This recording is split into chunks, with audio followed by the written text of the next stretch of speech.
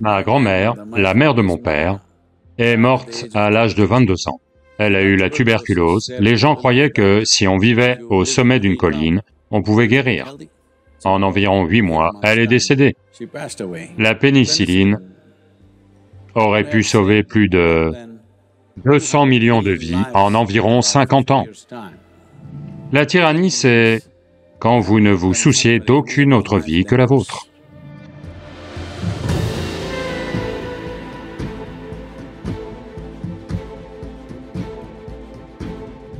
Ce que la Terre vous a donné n'est pas que la nourriture.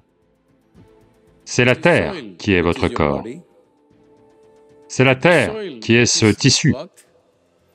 C'est la Terre qui est tout ici, n'est-ce pas? Tout et n'importe quoi.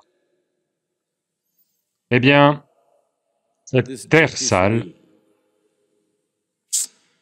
a aussi été votre médicament. Le premier antibiotique, qu'on appelle pénicilline, provient d'un champignon de la terre. On estime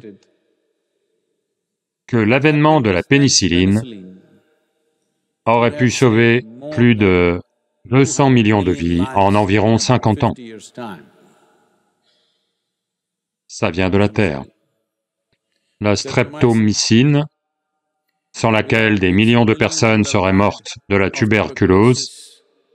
Ma grand-mère, la mère de mon père, est morte à l'âge de 22 ans. Quand mon père avait à peine 4 ans, ou un tout petit peu plus de 4 ans.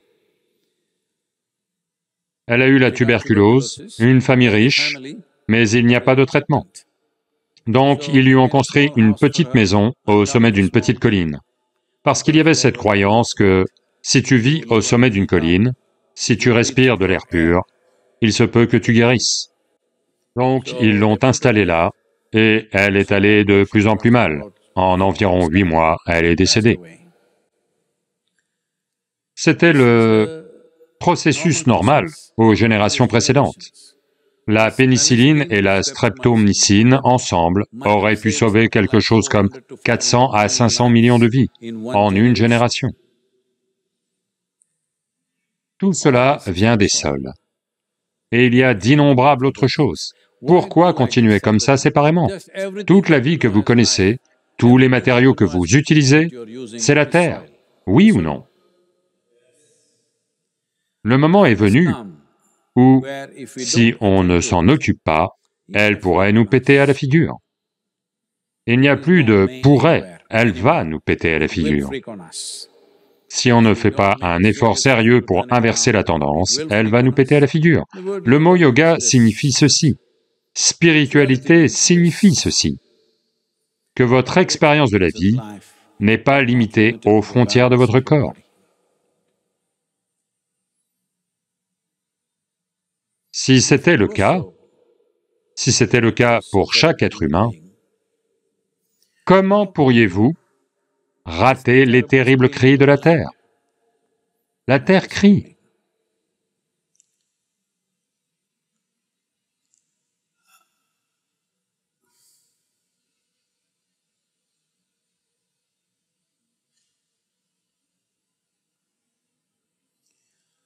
Je suis resté assis pendant des heures et des jours dans des forêts,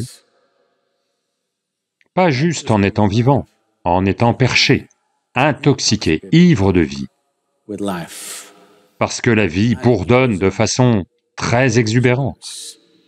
La plupart des vies, tu ne les verras pas. Mais là même, si tu marches dans diverses autres parties du monde, la Terre crie de douleur. Ce n'est pas quelque chose qu'on invente dans sa tête. La vie crie. Un boucher qui découpe de gros animaux, il n'entend pas le cri de l'animal? Allô? Il y a beaucoup de gens qui tuent d'autres êtres humains. Ils n'entendent pas les cris et les douleurs de ces gens. Ceux qui violent et tuent, vous pensez qu'ils entendent les cris? Ça n'arrive pas. Peut-être que l'oreille entend, mais ça n'arrive nulle part. Donc un boucher qui abat des animaux, il n'entend pas le cri des animaux. Celui qui coupe des arbres ou toute autre chose vivante, il ne les entend pas. De même, celui qui est occupé à détruire la vie invisible, il ne l'entend pas. Ça ne veut pas dire qu'elle n'est pas là. Donc, nous sommes à un moment crucial. Si on fait bien les choses, dans les 10 à 15 prochaines années, vous aurez la satisfaction de voir quelque chose de significatif se produire. Ce n'est pas qu'il y aura un feu d'artifice, ça va arriver tranquillement. Ça va arriver très tranquillement. Vous devez comprendre ceci. Même quand il y avait des événements majeurs, disons la lutte pour la liberté en Inde, la pire forme d'exploitation est arrivée au pays et aux gens. Les gens sont traités comme des chiens. Partout en Inde, des panneaux « Indiens et chiens interdits » dans la plupart des lieux. Les restaurants, clubs, tous les lieux importants. Et si tu vas dans n'importe quel bureau, tu peux être n'importe quoi, tu peux être riche, tu peux être éduqué, mais si tu veux t'asseoir sur une chaise, il te faut une autorisation du gouvernement que tu peux t'asseoir sur la chaise, autrement tu dois t'asseoir par terre. Il te faut une autorisation imprimée, autrement tu ne peux pas t'asseoir sur une chaise. Bien que vous ayez été si maltraité, seulement 20% des gens, approximativement, se sont battus pour la liberté. Les 80% restants, de toute façon, quelqu'un se bat. Allez-vous être ces 80%? Je vous le demande. Quand des choses doivent être faites, il faut se lever pour les faire. En Canada, il y a un dicton. Ça veut dire que si quelqu'un est mort, il y a un corps à porter. En Inde, il faut toujours 4 personnes pour porter un corps. C'est une question de respect. 4 personnes minimum doivent le porter. Quand 4 personnes portent, il y a un gars qui ne va pas porter le poids, qui va juste avancer comme ça. Êtes-vous ce gars? S'il vous plaît, ne soyez pas ce gars, parce que vous allez mourir insatisfait de votre vie. Ça ne fait rien, du poids en plus. C'est dur, mais c'est gratifiant de ne pas être ce gars qui évite ce truc. Ne le soyez pas. En tant que génération, on ne devrait pas être comme ça. C'est ainsi qu'on peut avoir le genre de monde dans lequel on veut vivre. Autrement, on va vivre dans un monde créé par des tyrans de toutes sortes. Ne pensez pas juste à Adolf Hitler, Mussolini, un tel ou un tel. Les tyrans sont partout. Ça peut venir sous la forme d'une industrie, ça peut venir sous la forme d'un dirigeant politique, ça peut venir sous la forme de vous-même. Qui sait? La tyrannie, c'est quand vous ne vous préoccupez d'aucune autre vie que la vôtre. C'est ça la tyrannie, n'est-ce pas? Allô? La tyrannie, ça ne veut pas dire que vous êtes le dictateur d'un pays. Je ne pense pas que la plupart d'entre vous aient la capacité d'être un dictateur. Ce n'est pas facile. La tyrannie, c'est simplement que vous ne vous préoccupez d'aucune autre vie que la vôtre. C'est ça la tyrannie. Je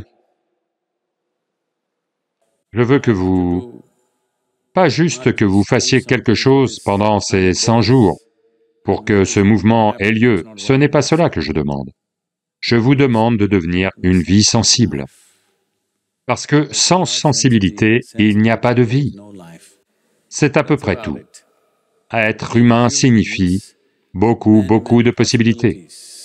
Le plus haut niveau de sensibilité. Si vous n'en faites pas preuve, alors votre humanité est remise en question. Le sujet, ce n'est pas le mouvement « Sauvons les sols ». Votre humanité est remise en question. Votre spiritualité a à coup sûr un grand point d'interrogation. Parce que si vous n'avez aucun sentiment pour quoi que ce soit, comment est-ce que ça va marcher? Je n'ai de sentiment que pour celui-ci. Qu'est-ce que ça veut dire? Que mes limites sont fixées, n'est-ce pas? Mes limites sont fixées comme un bloc de béton. Rien au-delà de ça. Ne devenez pas cela. c'est une excellente occasion pour vous de devenir un peu plus conscient que vous ne l'êtes en ce moment.